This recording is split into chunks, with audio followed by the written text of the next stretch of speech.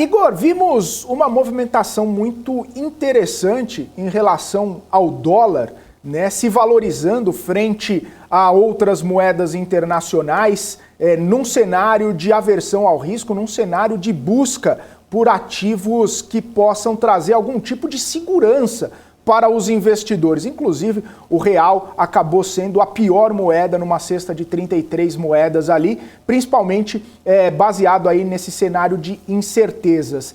Queria falar um pouquinho contigo sobre essa movimentação do dólar. O dólar que na crise lá de 2020 a gente viu muita gente falando que poderia não ter mais, né, esse papel de protagonista, de segurança, de abrigo para os investidores, para os países. Queria saber como que está a sua visão, né, do retorno do dólar para esse papel de protagonista, esse papel de abrigo. O dólar ainda é o porto seguro dos investidores e deve se manter por um tempo ainda nesse papel?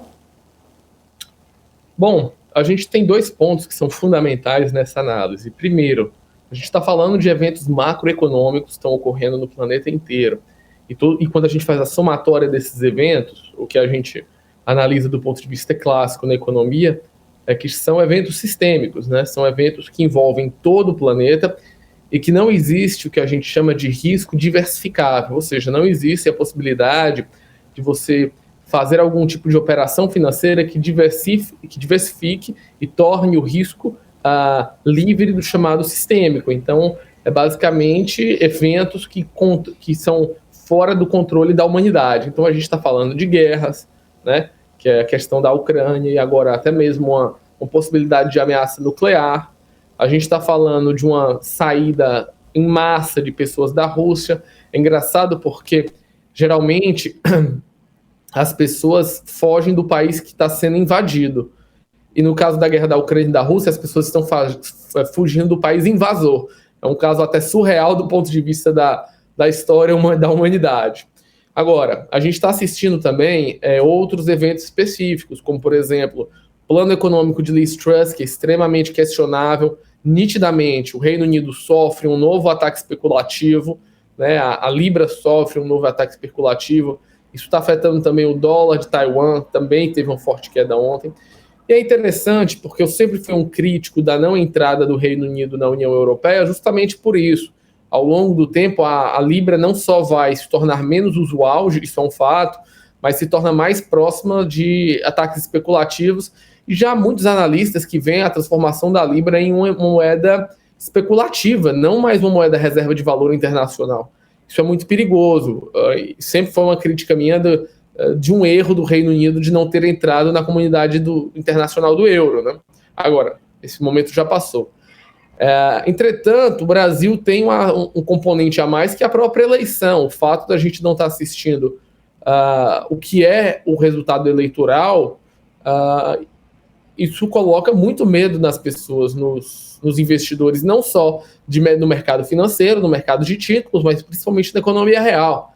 Eu tenho hoje vários clientes e também parceiros que têm grandes projetos, têm linhas de crédito, tem até subsídios aqui do governo federal e governos estaduais, mas não estão tirando um centavo da carteira e nem assinando contratos, porque na prática eles têm medo do que pode acontecer, eles não sabem o que pode acontecer. Então não há nada pior nos mercados do que a incerteza. A incerteza de um fraco crescimento na China, a incerteza que a China não consegue, de fato, resolver o problema da Covid com as suas vacinas, com as suas vacinas regionais. Então você tem um cenário de incerteza a nível global. Agora, é importante dizer que a suposta teoria de que o dólar perderia a força teria que ter uma chamada the next best option, ou seja, uma segunda opção para as pessoas alocarem os seus recursos, e não há. O porto seguro ainda do ponto de vista de pagamento de títulos e de rentabilidade no longo prazo é o dólar. E com essa subida da taxa de juros básica americana, o dólar fica ainda mais atrativo, porque ele já dispõe de um risco zero de crédito, né? Na prática, ninguém pressupõe que o governo americano vai deixar de pagar suas obrigações. E segundo, se as obrigações agora são pagas com taxas mais altas de juros, aí é a festa do investidor. Então, na prática, a gente vai ver uma valorização do dólar nesses próximos dias de uma maneira muito radical.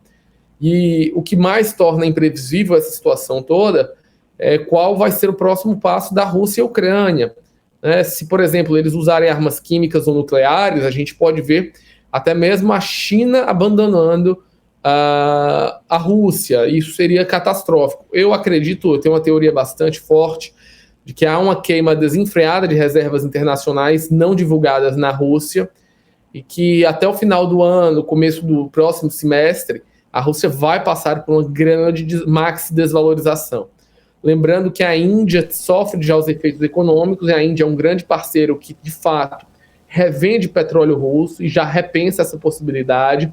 Isso porque do seu 1 bilhão e 300 milhões de habitantes, você está aí com 500 milhões de habitantes com sérios problemas alimentares. Ou outra nação muito autoritária, que é a Turquia, já fez declarações claras para que a Rússia devolva todos os territórios.